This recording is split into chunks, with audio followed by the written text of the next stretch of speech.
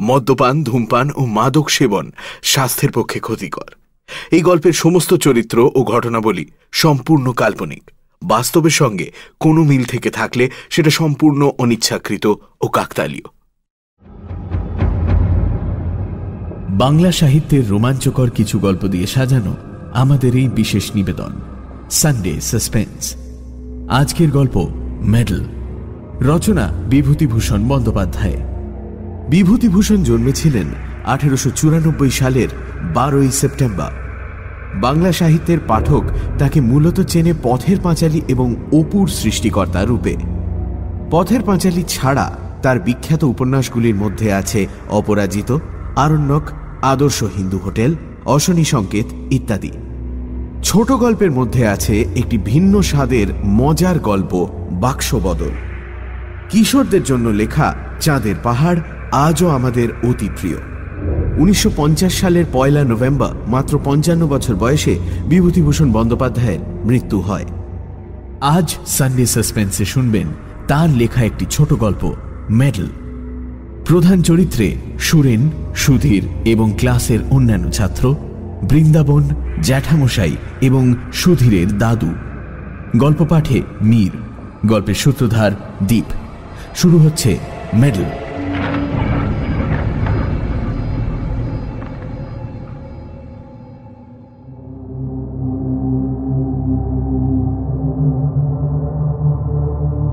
কয়েক বছর আগে এই ঘটনা ঘটেছে, তাই এখন মাঝে মাঝে আমার মনে হয় ব্যাপারটা আগাগোড়া মিথ্যে।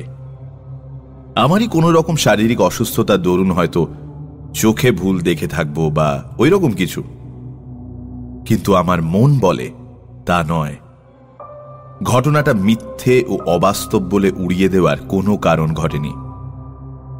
আমার তখনকারের অভিজ্ঞতাই সত্যি, এখন যা ভাবছি তাই মিথ্যে। ঘটনাটি খুলে বলা দরকার।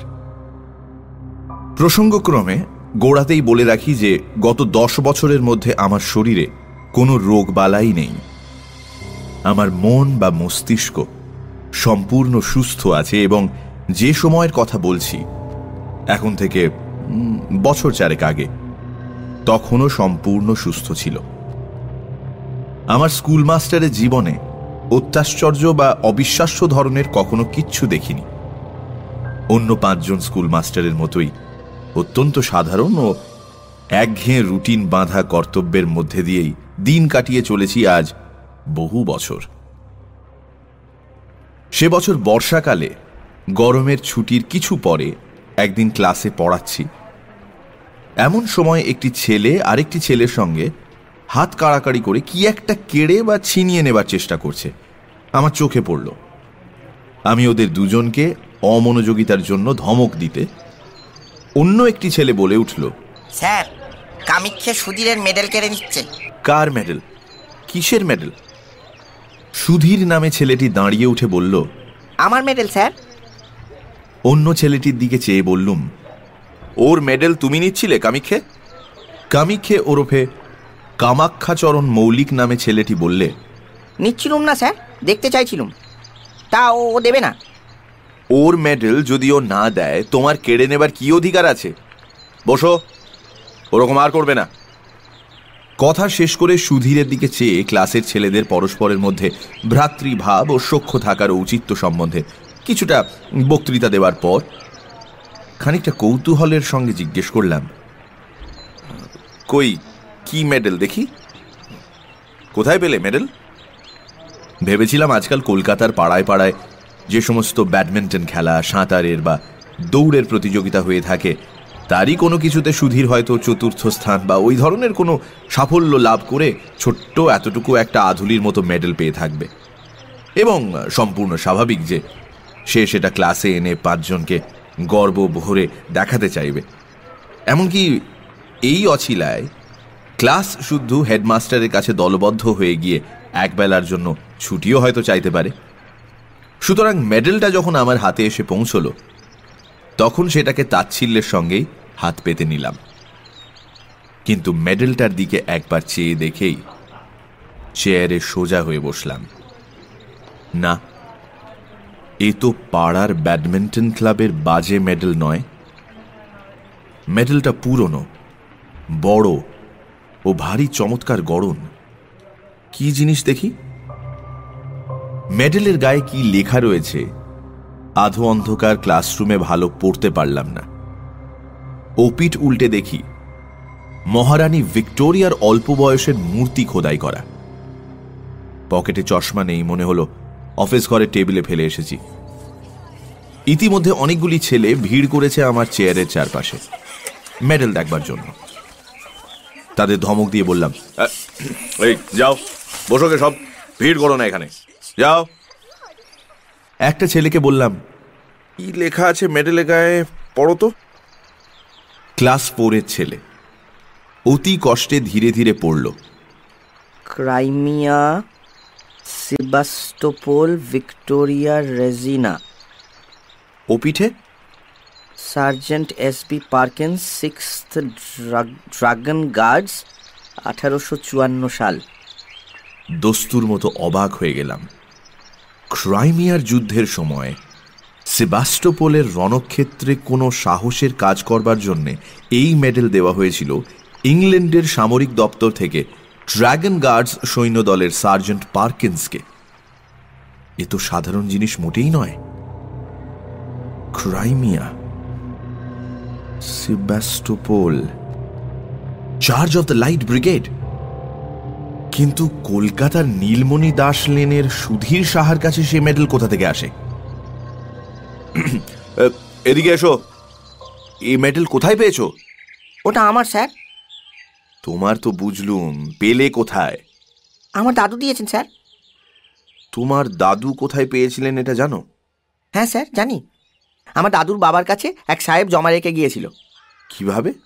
আমাদের মদের দোকান ছিল কিনা স্যার, মদ খেয়ে টাকা কম পড়লে ওটা বাঁধা রেখে গিয়েছিল, আর নিয়ে যায়নি। দাদুর মুখে শুনেছি। হিসেব করে দেখলুম 86 বছর উত্তীর্ণ হয়ে গেছে সেই বছরটি থেকে যে বছরে সার্জেন্ট পার্কিন্স, সে যাই হোক, এ মেডেল পায়। তখন তার বয়স যদি 20 বছরও থেকে থাকে, এখন তার বয়স হওয়া উচিত 106। সুতরাং সে মরে ভূত হয়ে গেছে কোন কালে। সেদিন ছিল শনিবার। সকাল সকাল স্কুল ছুটি হবে এবং অনেকদিন পরে সেদিন দেশে যাব আগেই ঠিক করে রেখেছিলাম। আমার এক গ্রাম সম্পর্কে জ্যাঠামশাই ইতিহাস নিয়ে নাড়াচাড়া করেন, বেশ পড়াশোনা আছে, গ্রামেই থাকেন। ভাবলাম তাকে মেডেলটা দেখালে খুশি হবেন খুব। সুধীরের কাছ থেকে মেডেলটি চেয়ে নিলাম, সোমবার ফেরত দেব বললাম। স্কুলের ছুটির পরে বাসা থেকে সুটকেস নিয়ে শিয়ালদা স্টেশনে এসে 2:30-এর গাড়ি ধরলাম। দেশের স্টেশনে যখন নামলাম তখন বেলা 5:30। 2 মাইল রাস্তা হেঁটে বাড়ি পৌঁছতে প্রায় সন্ধে হয়ে গেল। সন্ধ্যের আগেই হয়তো পৌঁছতে পারা যেত, কিন্তু আমি খুব জোরে হাঁটিনি। ভাদ্র মাসের শেষ, অথচ বৃষ্টি তত বেশি না হওয়ায় পথঘাট বেশ শুকনো খটখটে। পথের ধারের বর্ষা শ্যামল গাছপালা চোখে বড় ভালো লাগছিল অনেক দিন কলকাতা বাসের পরে, তাই জোরে পা না চালিয়ে আস্তে আস্তে হেঁটে আসছিলাম। এখানে প্রথমেই বলি, আমার বাড়িতে কেউ থাকে না।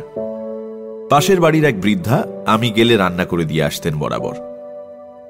আমার এক বাল্যবন্ধু বৃন্দাবন অনেক বছর ধরে বিদেশে থাকে। পিসিমার মুখে শুনলুম আজ দিন 15 হলো বৃন্দাবন বাড়ি এসেছে। শুনে বড় আনন্দ হলো। সন্ধ্যের পরেই ওর সঙ্গে দেখা করব ঠিক করে চা খেয়ে নদীর ধারে বেড়াতে বের হলাম। যাবার সময় সুটকেসটা খুলে মেডেলটা পকেটে নিলাম, বৃন্দাবনকেও দেখাবো বলে। নদীর ধারে গিয়ে দেখি বর্ষার দরুন নদীর জল ভয়ানক বেড়েছে। নদীর জল কুল ছাপিয়ে দুধারের মাঠে পড়েছে। অনেকক্ষণ বসে রইলুম। সন্ধ্যার অন্ধকার নামল একটু একটু করে। বাদুড়ের দল বাসায় ফিরছে তখন। কেউ কোনো দিকে নেই।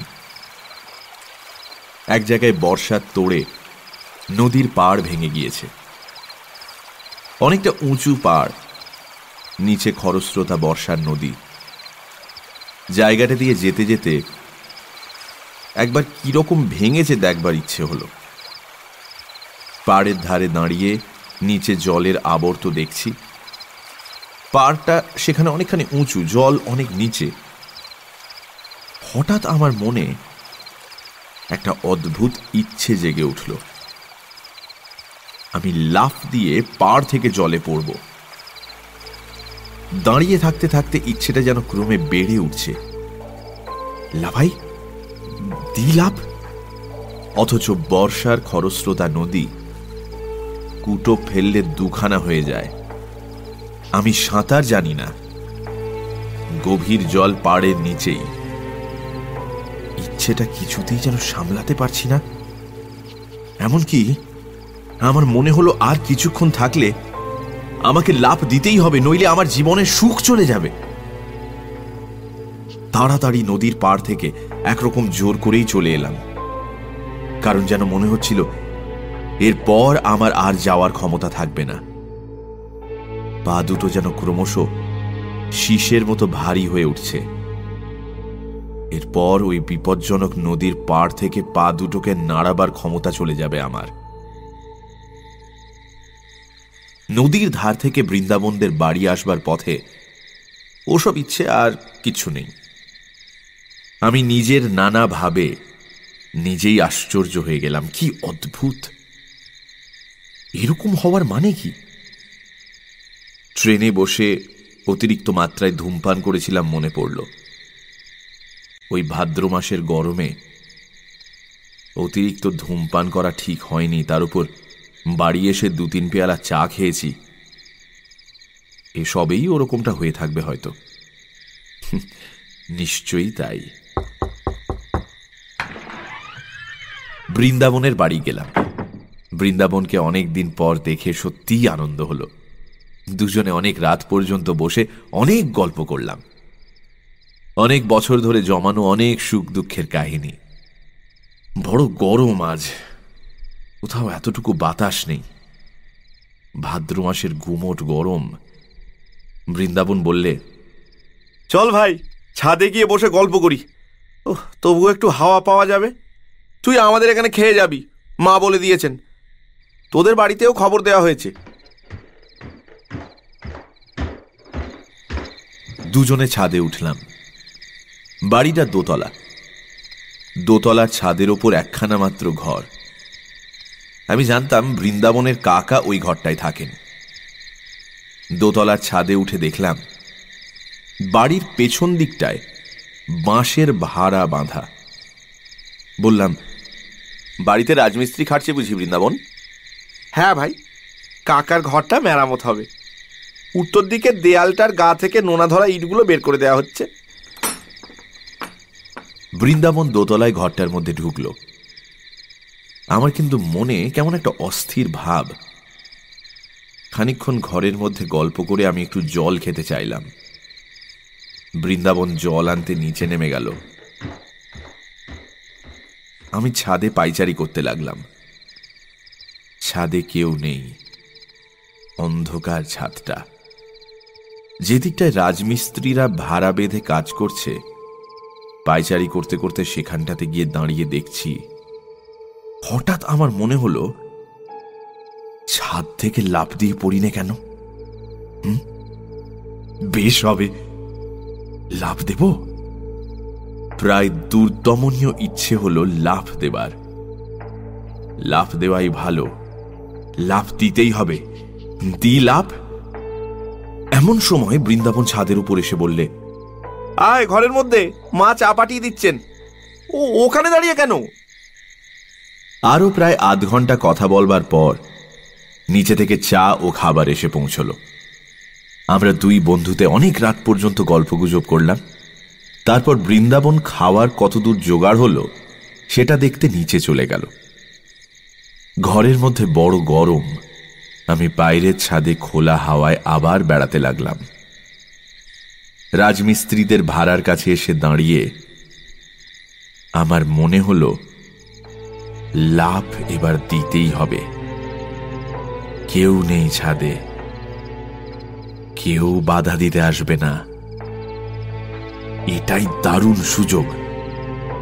সঙ্গে সঙ্গে আমার মনের গভীর তলায় কে যেন বলছে, লাফ দিও না মূর্খ, লাফ দিও না, পড়ে চুরচুর হয়ে যাবে। আমার মাথার মধ্যে কেমন যেন ঝিমঝিম করছে।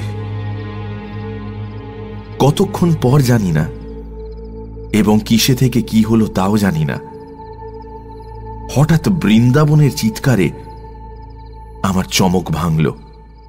দেখি বৃন্দাবন আমাকে হাত ধরে টেনে তুলছে। কি সর্বনাশ! তুই লাফ দিয়ে পড়লি দেখলাম, যেন ভাগ্যিস বাঁশে পা বেঁধে গিয়েছে, তাই রক্ষে। এই কি হলো তোর?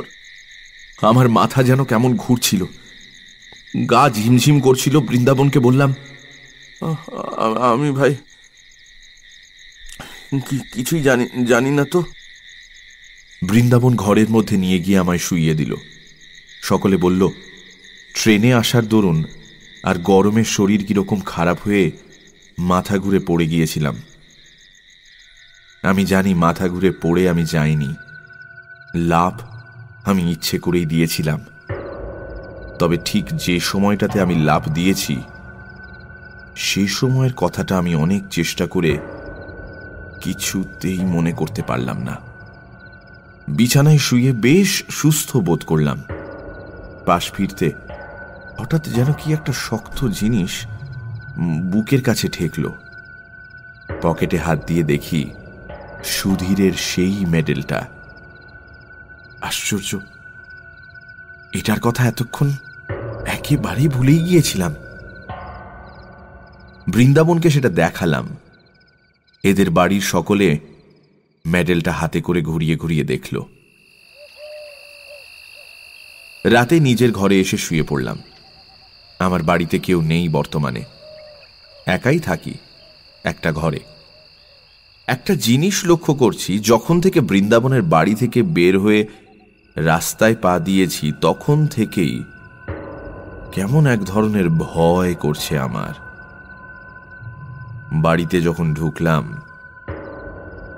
তখন ভয়টা যেন বাড়ল।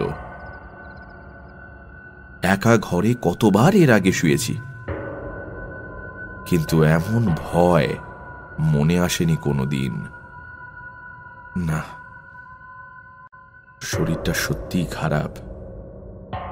শরীর খারাপ থাকলে মনও দুর্বল হওয়া খুবই স্বাভাবিক। আলো নিভিয়ে শুয়ে পড়লাম।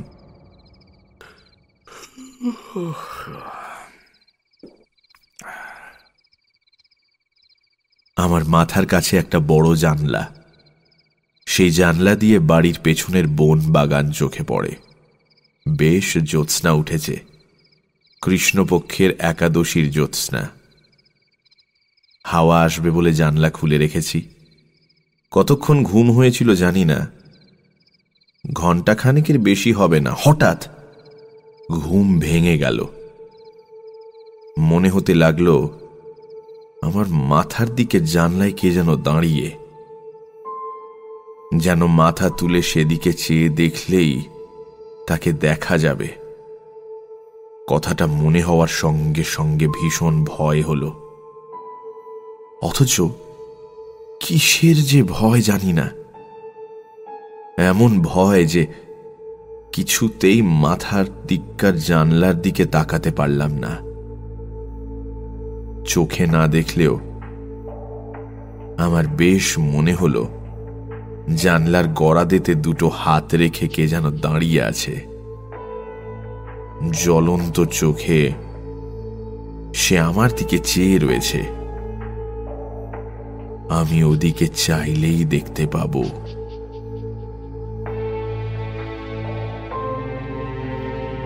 প্রাণপণে চোখ বুজে শুয়ে রইলুম। কিছুতেই চাইব না। ঘুমোবার চেষ্টা করলাম, কিন্তু ঘরের মধ্যে কোথাও কি ইঁদুর পচেছে? কিসের পচা গন্ধ! যেন আয়োডিন, লিন্ট, মলম প্রভৃতি উগ্র গন্ধের সঙ্গে পচা ক্ষতের গন্ধ মেশানো। এতকাল বাড়িতে থাকা নেই, যার উপর বাড়িঘর পরিষ্কার রাখার ভার সে যে কিছুতেই দেখাশোনা করে না তা বেশ বোঝা গেল। কে যেন আমার মনের ভেতর বলছে, চেয়ে দেখো, তোমার মাথার দিককার জানলার দিকে একবার চেয়ে দেখোই না। ঘরের চারিদিকে কিসের যেন একটা প্রভাব, কোনো অমঙ্গলজনক, হিংস্র, উগ্র, অশান্ত ধরনের ব্যাপারটা ঠিক বলে বোঝানো যায় না। আমি যেন ভয়ানক বিপদগ্রস্ত। সে এমন বিপদ যা আমাকে মরণের দোর পর্যন্ত পৌঁছে দিতে পারে। এমনকি সে দোরের চৌকাঠ পার করে অন্ধকার মৃত্যুপুরীর হিম শীতল নীরবতার মধ্যে ডুবিয়ে দিতেও পারে। আমি চাইব না, কিছুতেই চাইব না। কিন্তু যে প্রভাবই হোক, আমার ঘরের মধ্যে দেয়ালের এ পিঠে তার অধিকার নেই। বহুকাল ধরে পূর্বপুরুষেরা বাস্তু শালগ্রামের অর্চনা করেছেন এ ঘরে। এর মধ্যে কারো কিচ্ছু খাটবে না। আমার মনটাই আবার যেন এই কথাগুলি বলল আমাকে। অন্ধকার রাতে একলা ঘরে মন কত কথা কয়। জানলার ধারে কি যেন একটা শব্দ হলো, অদ্ভুত ধরনের শব্দটা। কে যেন জানলার গড়াদের উপর টোকা দিয়ে আমার দৃষ্টি আকর্ষণ করতে চাইছে। একবার, দুবার, তিনবার। ভয়ে আমার বুকের মধ্যে ঢিপ ঢিপ করতে লাগলো। কাউকে ডাকবো চিৎকার করে? একবার চেয়ে দেখবো জানলার দিকে, জিনিসটা কি? হঠাৎ আমার মনে পড়ল, একটা ধাড়ি বেঁচি অনেকদিন ধরে বাইরের দেয়ালে কড়িকাঠের খোলে বাসা বেঁধে আছে। আজ বিকেলেও সেটাকে একবার দেখেছি। জানলার ওপরকার কাঠে সেটা পোকামাকড় বা জোনাকি ধরছে। এ তারই শব্দ। কথাটা মনে হতেই মনের মধ্যে সাহস আবার ফিরে এলো। ঘাম দিয়ে জ্বর ছেড়ে গেল যেন। শরীর অসুস্থ থাকলে কত সামান্য কারণ থেকে ভয় পায় মানুষ। পাশ ফিরে এবার ঘুমোবার চেষ্টা করলাম স্বস্তির নিঃশ্বাস ফেলে।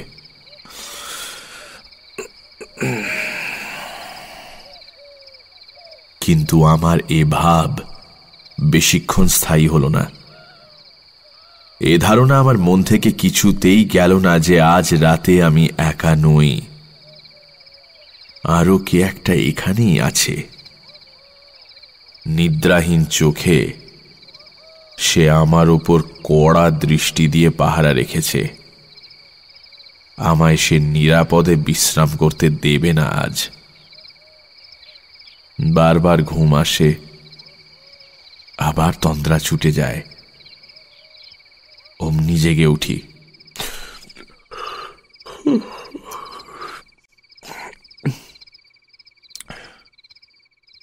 কিন্তু চোখ চাইতে বা বিছানার উপর উঠে বসতে সাহস হয় না। আর সেই শব্দটা মাঝে মাঝে জানলার গড়াদের ওপাশ থেকে শুনি। খুব হালকা করাঘাতের শব্দ যেন।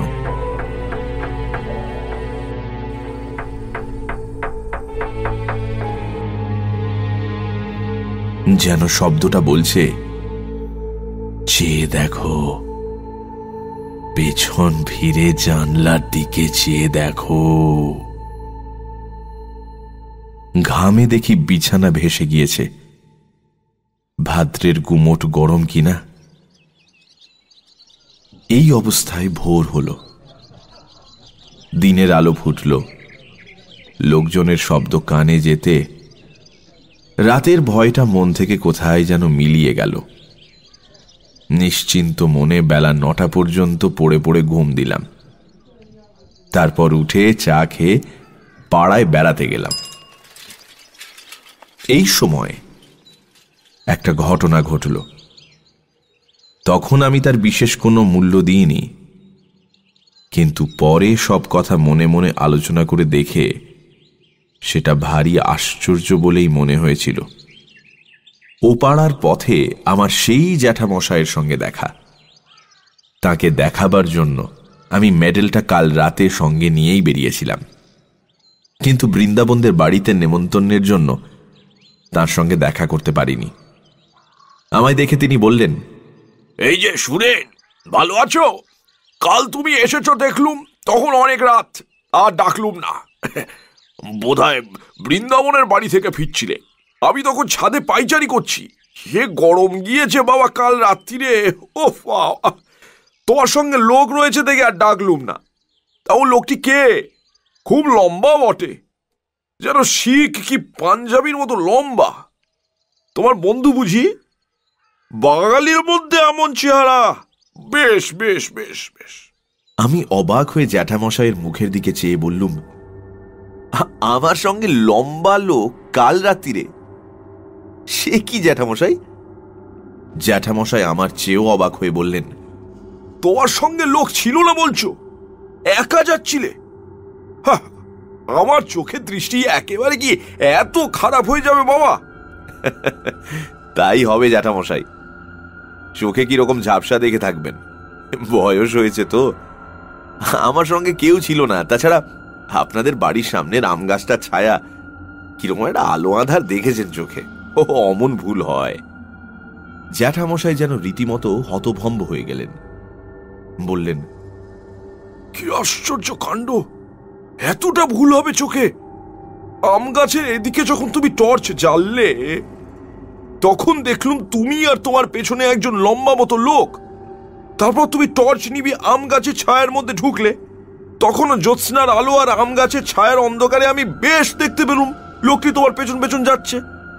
তোমার মাথার চেয়েও যেন এক হাত লম্বা, তোমার একেবারে ঠিক পেছনে। তবে খুব ভালো তো দেখতে পেলুম না। অত দূর থেকে আর আলো অন্ধকারের মধ্যে স্পষ্ট কিছু দেখা গেল না তো। এমনকি একবার এ পর্যন্ত মনে হলো তোমায় ডেকে জিজ্ঞেস করি তোমার বন্ধুটি কে। একেবারে এত ভুল হবে আমার চোখের? জ্যাঠামশাইকে আবার বুঝিয়ে বললাম, আমার সঙ্গে কাল কেউ ছিল না, আমি একাই ছিলাম। সুতরাং তার দৃষ্টিশক্তির গোলমাল ছাড়া এ ব্যাপারের অন্য কোনো সিদ্ধান্ত করা চলে না। সারাদিন বৃন্দাবনের সঙ্গে আড্ডা দিয়ে কাটানো গেল। গতকাল রাতের ভয়ের ব্যাপার দিনের আলোয় এতই হাস্যকর বলে আমার মনে হলো আমার নিজের কাছেই, যে বৃন্দাবনকে আর সে কথা বলিনি। রাতে ট্রেনে কলকাতায় ফিরব। বৃন্দাবনদের বাড়ি থেকে চা খেয়ে বাড়ি এসে সুটকেসটা নিয়ে স্টেশনের দিকে রওনা হয়েছি। তখনই সন্ধ্যের অন্ধকার বেশ নেমেছে। বাউরিপাড়ার বড় বাগানটার মধ্যে দিয়ে আসছি। বাগানটা পার হতে প্রায় 5-6 মিনিট লাগে। মস্ত বড় বাগান। বাগানের ঠিক মাঝামাঝি এসে হঠাৎ পেছনে ফিরে চাইলুম কি ভেবে। সঙ্গে সঙ্গে আমার সারা দেহে যেন বিদ্যুৎ খেলে গেল। আচমকা ভয়ে আমার সারা শরীর কাঠ হয়ে গেল। কে ওটা ওখানে দাঁড়িয়ে? রাস্তা থেকে একটু পাশে আগাছার জঙ্গলের মধ্যে আধো অন্ধকার এক অদ্ভুত মূর্তি, খুব লম্বা। তার মাথায় ঘোড়ার বালামচির মতো এক ধরনের লম্বা টুপি, পাতলা লোহার চেন দিয়ে থুতনির সঙ্গে বাঁধা। ছবিতে গোরা সৈনিকদের মাথায় যে ধরনের টুপি দেখা যায়। মূর্তিটা যেন নিশ্চল নিস্পন্দ অবস্থায় আমার দিকে চেয়ে দাঁড়িয়ে, আমার কাছ থেকে মাত্র 10 গজ কি তারও কম দূরে। মরিয়ার মতো আরো একটু এগিয়ে গেলাম। এই ভয়ানক কৌতূহল আমাকে যেন মেটাতেই হবে। মূর্তি নড়ে না চড়ে না, যেন নিশ্চল পাথরের মূর্তি। কিন্তু বেশ স্পষ্ট দেখছি মাত্র 7-8 গজ দূরে তখন মূর্তিটা। আর ঘোড়ার বালামচির লম্বা টুপি ও ইস্পাতের চেনের স্ট্র্যাপ স্পষ্ট দেখতে পেলাম। আমার পা ঠকঠক করে কাঁপতে লাগলো, সারা দেহ কেমন যেন অবশ হয়ে আসছে, মাথাটা হঠাৎ বড় হালকা হয়ে গিয়েছে। বোধহয় আর আধ মিনিট এভাবে থাকলে মূর্ছিত হয়ে পড়ে যেতাম, কারণ সেই ভীষণ মূর্তিটার মুখোমুখি আমি দাঁড়িয়ে। আমার পা দুটো বেজায় ভারী হয়েছে, নড়বার উপায় নেই সেই মূর্তির সামনে থেকে। কিন্তু ঠিক সেই সময় বাউরি বাগানের পথে লণ্ঠন নিয়ে কারা ঢুকল। 2-3 জন লোকের গলার শব্দ শুনে আমার সাহস ফিরে এলো। আমি ওদের ডাক দিলুম চিৎকার করে। ওরা ছুটে এলো। আমায় ওখানে বনের মধ্যে দেখে তারা খুব আশ্চর্য হয়ে বলল, ওখানে কি বাবু, কি হয়েছে? তারপর লণ্ঠন তুলে ওরা আমার মুখ দেখে বলল, ও আপনি? কি হয়েছে আপনার? মুখ একেবারে সাদা ফ্যাকাশে হয়ে গিয়েছে। ভয় টয় পেলেন নাকি? এই বাউরি বাগান জায়গাটা কিন্তু মোটেও ভালো নয়। সন্ধ্যের পর এখানে অনেকে ভয় পায়। ওদের লণ্ঠনটা যখন উঁচু করে তুলে ধরল আমার মুখে, সেই আলোয় দেখলাম সামনের মূর্তিটা তখনও সেখানে, ঠিক সেই রকম দাঁড়িয়ে। একজন বলল, কি দেখছিলেন এখানে দাঁড়িয়ে বাবু? এই সাঁড়া গাছটা? আরেকজন বলল, গাছটার ডালপালা কেটে মাথায় ঝোপের মতো করে রেখেছে, যেন মানুষ বলে অন্ধকার ভুল হয় বটে। চলে আসুন বাবু। আমিও দেখলাম সাঁড়া গাছই বটে। মাথার দিকের পাতাগুলো ছেঁটে গাছটাকে দেখতে হয়েছে ঠিক হর্স গার্ডসদের ঘোড়ার বালামচির টুপি। লোকের চোখের কি ভুলই হয়। কাল আমি আবার জ্যাঠামশাইকে চশমা নিতে বলছিলাম। ভেবে লজ্জা হলো মনে মনে। তিনি বৃদ্ধ লোক, তাঁর চোখের ভুল তো হতেই পারে। আমারই যখন এই অবস্থা। ওরা আমায় আলো ধরে স্টেশনে পৌঁছে দিল। পরের দিন স্কুলে সুধীরের মেডেলটা ফেরত দিলাম। সুধীর বলল, আপনাকে দাদু একবার ডেকেছেন, আমার সঙ্গে ছুটির পরে আমাদের বাড়ি আসুন, নিজে যেতে বলেছেন। সুধীরের দাদু বললেন, যাক, আমার বড় ভয় হয়েছিল মাস্টার বাবু। সুধীরের কাছ থেকে মেডেলটা নিয়ে গেছেন দেশে, শুনলাম কিনা। আপনার দেশের ঠিকানা জানতুম না, তাহলে একটা তার করে দিতুম। ও মেডেলটা আমার বাবাকে একজন গোরা সৈন্য দিয়ে যায়। আমি তখন জন্মাইনি। বাধা দিয়েছিল, আর উদ্ধার করতে পারেনি। বেজায় মাতাল আর গোয়ার ছিল লোকটা। ও মেডেলের বিপদ হচ্ছে, আমাদের বংশের লোক ছাড়া অন্য কেউ নিলে তার বড় বিপদ ঘটে। আমার এক ভগ্নিপতি একবার কিছুতেই শুনলে না। অনেক কাল আগের কথা। বাড়ি নিয়ে গেল মেডেল দেখাতে। সেই দিনই সন্ধ্যের সময় ছাদ থেকে পড়ে মারা গেল। মৃতদেহের পকেট থেকে মেডেলটা বেরুলো। আমি কলের পুতুলের মতো শুধু বললাম, ছাদ থেকে পকেটে মেডেল পাওয়া গেল? হ্যাঁ মাস্টার বাবু, আমার নিজের ভগ্নিপতি। মিথ্যে কথা তো বলবো না। আর 27-28 বছর আগের কথা।